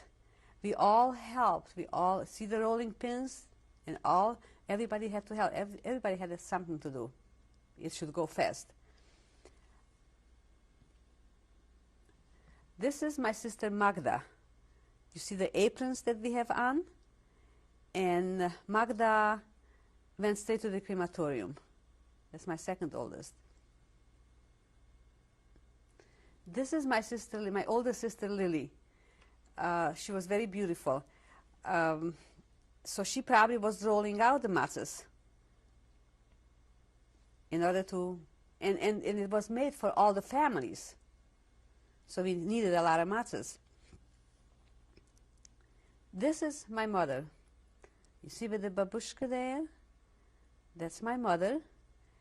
And well, she was busy with the oven. The oven had to be prepared and all this. It's a big job. It's a big job, but it had to be done. This is me, the little one there, you know. So I was helping my brother. That was my job. Can you point again to you? Yes. Right in front of me is Bessie Steiner. I talk about her because when we come into my barrack, Bessie was right there on the first, on the top koya, and she was taken to the crematorium because she was very sick, very sick. So, and we went to school together, so I talk about her a lot. We were very close friends. So that's Bessie. Anybody else you want to point to? Yeah, well, this young man, this girl, and this. 3 sisters and a brother. Well, Bessie went to the crematorium by herself, but Rally and Hanamalka here, they were in selections, so they were sorted out to go to the crematorium. While they were waiting, boy, I remember the place. While they were waiting to go on the truck to be taken to the crematorium, so sa rozlučíme, which means let's say goodbye to each other, you know. And so I went to say goodbye to them. And if I would not have, the Leichenkommando, Commander, we had a white armband. It said Krankenbau, it said the hospital, that we belonged to the hospital. I did not wear it, but I had it on me. So if I would not have that band on me, I wouldn't have been here today, for sure, because they would have been taken. So that's the story with Hanna Malka in Rally with the 3 sisters, and that's the little brother. I don't know where the brother, how he lived through how he went through the Holocaust, but nobody survived. Nobody survived from this picture. I want to tell you that I'm the only survivor in this picture. Oh, and Hershey, this young man. That's all. Nobody else. Mm-mm. Who is in this picture? Well, these are my in-laws, my husband's parents. He got the picture also from non-Jewish people there. And, you know, I heard about him a lot. You know, he talks quite often. Mike talks a lot about his family. So these are his parents. And he also has a picture of his brothers. He doesn't have a picture. He had 1 sister. So this is in a school pictures that he has, Alice. But these are his parents. Bertha, these are postcards from during the war. Can you tell us about them? Yes. We got permission to write home. I don't know what made the SS do it for us, that we should write home. But of course we were not allowed to write what life really is like. We only wrote that we are fine, we are healthy, and we work. And at the end, my way. Okay, the two postcards I did not write by myself because they picked a holiday, they picked a Shabbat. I don't know why, but this is more punishment, I suppose. So I did not want to write on Shabbat, so somebody wrote it for me. That one, this is not my handwriting, but it's whatever I wanted to say. I ended up my postcards always with best regards, and I mentioned either in Hungarian, I mentioned in one postcard, Csemege, to get a package, and this I wrote myself. Maybe I decided that to write on Shabbos, or maybe we didn't get it on Shabbat, you know. So I wrote it myself, and I end up with best regards for Deltali, for instance, that's food, pastry. So hoping that they'll get an idea that I'm hungry, that we need food.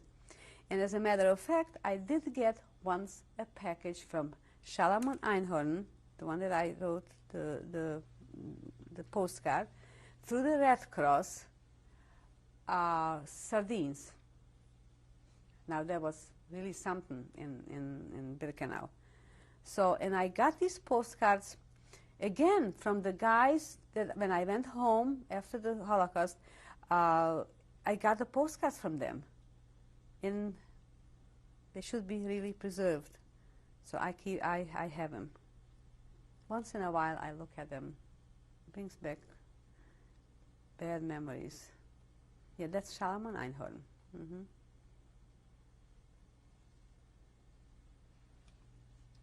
Bertha, what do we see here? Well, here we see the Lagerführer of Bergen-Belsen, Kramer. Lagerführer is the commandant of the camp. He was a mean, you know what, very mean, and everybody was so afraid of him. Well, but you know, this is a Czech magazine that when I got together with my brother, he had this already. So I got this from my brother. When we were liberated, so I mentioned this before, I drove around in a Jeep with, of course, the American soldiers, and with Kramer. Kramer being the prisoner, and I am the free person. So I got a lot of satisfaction out of that, a lot of it. Another thing that we really wanted to do, so I drove around with them, showing all the piles of all the dead people. Bergen-Belsen was full with piles, full everywhere. Wherever you went, there was a pile with dead bodies. Terrible. It looked horrible. Another thing that we wanted to do after we were liberated is there was a very beautiful, typical German, blonde, blue-eyed SS lady with the beautiful blonde hair, and I would have done anything to cut her hair off. Ugh. And no, we were not allowed. The Americans wouldn't allow us. He said that because hair for a woman is the crown, you know, and they wouldn't let us. But we really wanted to do it. So Kramer, I got a lot of satisfaction out of this, traveling with him, and I talked to him. I told him, you know, like, you see, you're the prisoner now. You see what you did to me? All in German. It was very good. Bertha, what is it that we're holding? Well, this is a very interesting story about this. When we were in our second journey, our first journey in 1975, we went through the barracks in Auschwitz, and Polish men were working, were making out of one barrack they make it into a museum. So they found this under the woodwork. So I come in, and this guy, being that I speak Polish, this guy tells me that, do I want this because they have no use for it? So I looked at it and I said, I noticed, you know, I recognized it, that this is from the film. And he had 3 more. Dr. Rabinsky took one, I took one, and Mark Cohen took one. So this, of course, is not kosher now. If one wants to use it, it has to be checked for being correct. But it's interesting that somebody came with that film and hid it behind the woodwork. Now, what was the purpose of it? But Ziona had a good idea. It's for somebody to find it. And here I come, and they gave it to me. I gave them $5 for it, and $5 was a lot of money then for the Polish people, and we have this. So I want Jeffrey, or any of my children for that matter, but probably it will be Jeffrey, that he should try to do something. Mark put it in a picture. He framed it. Asher Rabinsky put it into film. So I don't know what we're going to do, but this is something that I hold on dearly to it. What is the certificate that we're looking at? Well, we got this, again, from the Americans. That's all I know is the Americans, after we were liberated, before we went back to Prague. And that was our ID card. That's all we traveled with this and the number on our arms. Because we had no money, we had nothing. So this is what took us back home, back to Czechoslovakia. Describe the picture and when and where it was taken. Well, this picture is taken, of course, after the Holocaust, after we were all three of us together already, living in Košice. This is where we settled. And my sister and I and my brother, so we took single pictures. And I'll tell you what, it was for passports, because you could tell the two corners there. And who is this? It was is for passport. This is me. Yeah, this is Bertha Lautman. Yeah, this is me. What year?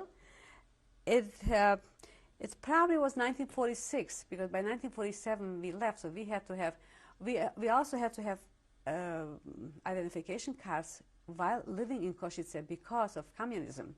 You know, the communists were there already, so we had to have identification cards, and then for passports. So this is me, probably 1946. Please describe the picture and when and where it was taken. Well, this is Bertha and Mike at the wedding, which was February 23rd, 1947. A lot of years ago, please. Where was but it taken? The wedding was took place in Košice, the city where we lived. My brother sponsored everything. My brother paid for everything. It's like he was the father, you know. And we had a beautiful wedding with all the sorrows. But of course, we always bring up parents and all this. But we had a beautiful, very frum Orthodox wedding with a lot of dancing, with a lot of music, and a lot of good food that was made, homemade by Cilka Grossman, if you remember, I mentioned her, and Suri, the two girls. They cooked. They were the chefs. It was very good. It was a nice wedding. My brother made as nice for us as possible. He married off my sister also, and he was great. He still is. He's still may I add assumption. He's very good. Okay. Bertha, this is a family picture, and I will point if you can just tell us who we see in the picture. Yeah, okay. These are all my children. This is Meira Dickman. This is my daughter's child. She's the youngest. The next one is Adira. Adira is my Jeffrey's, my youngest son's, the oldest daughter. The next one is Nurit. Nurit is Dickman, Mira's sister. This is Navala. Navala is the oldest of my daughter, Dr. Dickman's in Alice.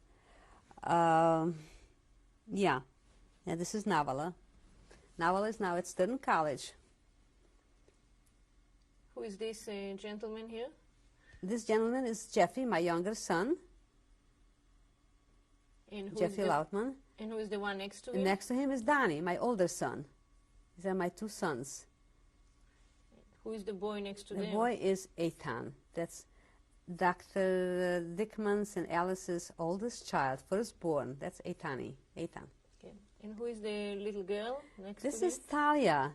Talia is the second youngest of Jeffrey, my younger sons, Dr. Lautman. And who is this? Well, this is, I guess, Mike. Mike and Bertha, the grandparents of all these, parents and grandparents. Mike is my husband. Next to him is me. Who is the baby here? The baby is Akiva. That's Jeffrey's youngest son. And who is Akiva, holding him? And the lady holding him is Ariela. Ariela is my older son's wife, my daughter-in-law. Okay. Who is next to Ariela? Next to Ariela is Terry. Terry is Jeffrey's wife and the mother of the baby there. Okay. Lautman. That's Lautman. Who is behind her? Behind her is Rachele. Rachele is my niece, my brother's daughter. She happened to be in the States, so we took pictures together. Who is this young woman here? In front is Yonit Dickman. It's Dr. Dickman's and Alice's child, second oldest daughter. Yeah. And behind her? Behind her is Alice. That's my daughter. With Dr. Dickman and Alice. That's Alice. Okay. Now, who is this boy? This is Yanif. Yanif is Jeffrey's older son. And next to him? Next to him is Sarit. Sarit is Dani's, my older son's youngest daughter. And next to her? And next to her, you know what? I made a mistake with because this is Nurit there, I think.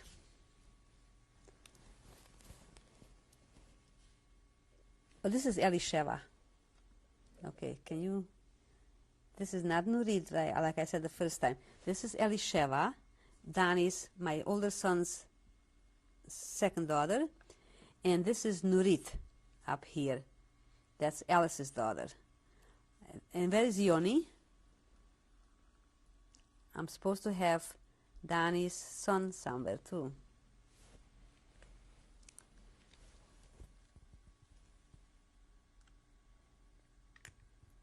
Yoni is not here. This is Eitan. Or is this Yoni? Where is Eitan?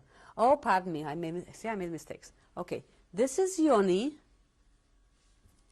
In the glasses, there's Yoni. Yeah. And Eitan is in the back. Behind him. Behind him. That's right. Yeah. That's Eitan. And that's Elliot. Next to Eitan.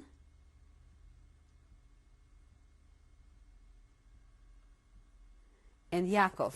Yaakov is Rachel's husband, my brother's son-in-law. That's him, yeah.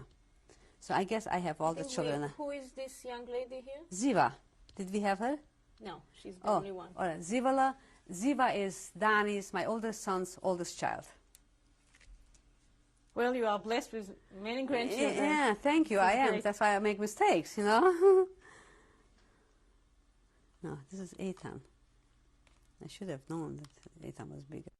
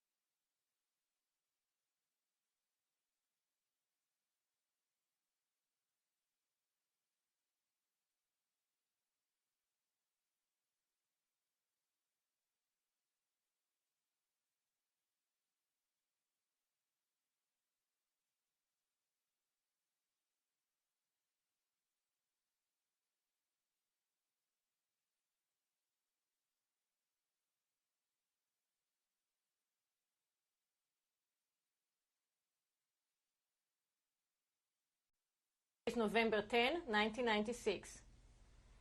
Bertha, can you tell us who is here with you today? Well, van alle sieben bin ich allein geblieben, they say in Yiddish. I'm lucky enough to have my daughter-in-law, my youngest son's Jeffrey's wife. She's the only one that is home.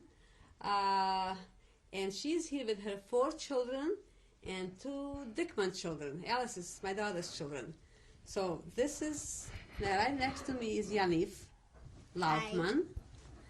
This is Talia. Hi. And this is Akiva.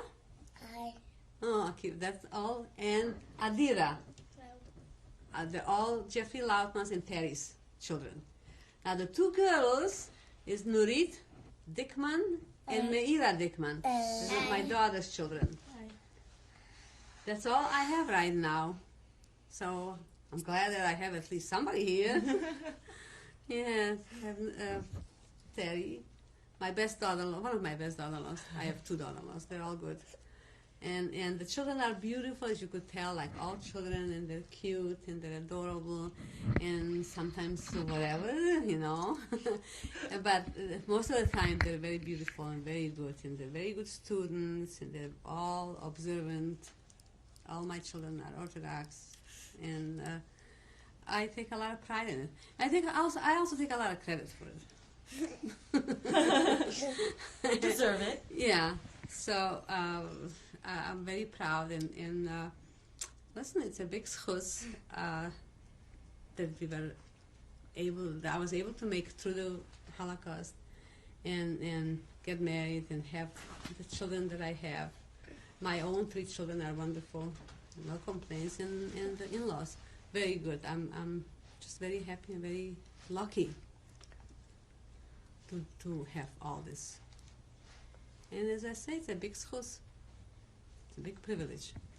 So, and I enjoy the kids. I really do.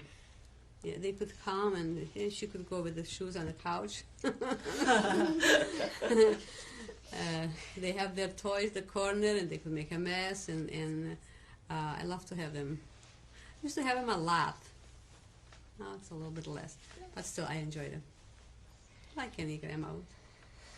Terry is the only adult representative here of the family. Would you like to say something about your mother-in-law, what it means to have a mother-in-law as a survivor? Yes, I think you've asked me 2 questions, and I'll tackle both of them as best as I can. I don't think I'm going to answer in full because I think that's probably impossible. But I think the first question was just as a mother-in-law, and I couldn't be blessed with a better mother-in-law. She's always there for us. She's always thinking ahead.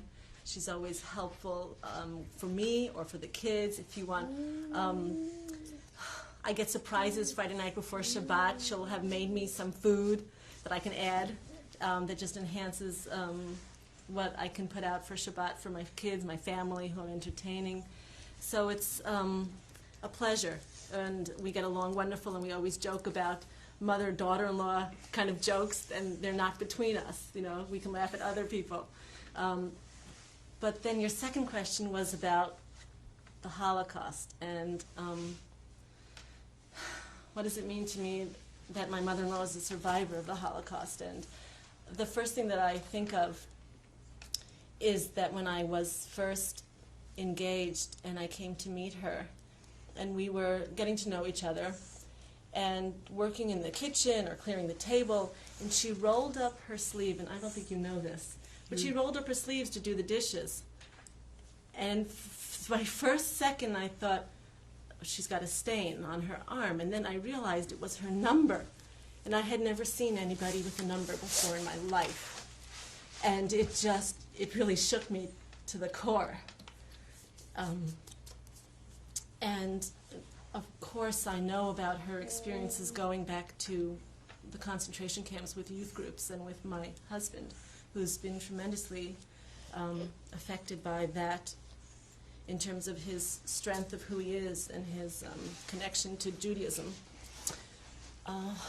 But for me, that took it away from documentaries and history books and newsreels that you can look at, or movies on the TV. That to me meant, oh my God, it's touching me. And so what does that do for me in raising my children? It means that history goes on, and the Jews are persecuted all the time in every era. And here we are growing again and prospering.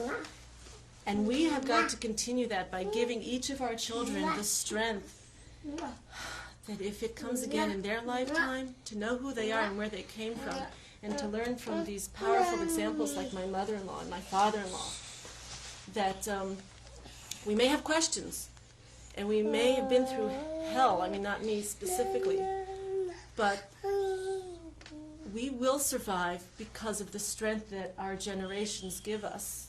And people like my mother-in-law and my father-in-law. My father is a survivor, but not to any degree of experiences that my mother-in-law experienced. If we can pass on some strength, some spark of their strength, then there is hope for our people in the future. And that's my wish to everybody watching and looking at this in the future, to get that message, if you're Jewish, especially to yourselves, that we may not know why we're persecuted. We may have all kinds of questions that we intend on asking when our time comes, but the question shouldn't deter us from continuing following in the legacy of our Jewish heritage. Nurit, you're the oldest grandchild present here. Would you like to say something? Well, I'm glad I have such a great grandmother like my Oma here, and I think she's a very brave woman to survive all the experiences she had in the Holocaust, and also she's a very good cook. Anybody else would like to say something? Would you like to say something? I just want to thank Hashem that he saved my grandmother, because if she wasn't here, I wouldn't be alive. And also, she's very caring, she's very loving, and she doesn't want anyone to be upset or hurt. Okay. I want to thank Hashem that my grandmother is still alive, because I wouldn't be here if she didn't survive the Holocaust. And also, she doesn't she always is here to help us. And she's the best cook, like Nate said. She Okay. Anybody else? You like Oma's Tequila. taco? You like Oma's taco? and chicken. Tequila. Yeah. Chicken? Oma's always saying, all for the Kinder. How do you say that? Alles für die Kinder. Koidem die Kinder. Koidem the Kinder. My husband quotes that too. And what does it mean? First the children. Children come first. Children always come first. My mother-in-law is full of life. Do I say this? We don't talk about dates. No. No, we don't talk about dates and ages and stuff like that. Yeah, We only it's talk Joanna about also, right? life, and we're going to go on forever. I love you, Oma. Oma. Talia? You can say, I love you, Oma. You'd like to say your own thing? She's a shy one. Okay, thank That's you okay. very much. Okay, thank you. Thank you.